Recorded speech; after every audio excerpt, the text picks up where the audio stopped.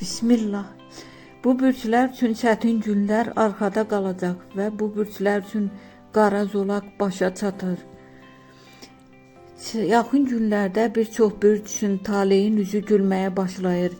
Uzun müddət davam edən stres, maddi sıxıntı və emosional yorğunluq tədricən arxada qalacaq. Xüsusilə bu bürclər üçün rahatlama və yüksəliş dövrü başlayır.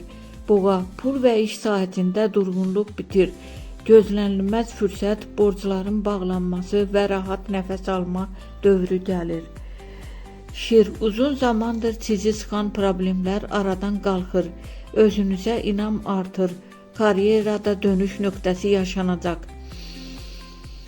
Əqrəb, daxili gərginlik və emosional çətinliklər geridə qalır. Yeni başlanğıclar, xüsusən sevgi sahəsində şanslı dövrdür. Oğlaq, əziyyətinizin bəhrəsini görəcəksiniz. Pul, iş və nüfuz baxımından yüksəliş başlayır.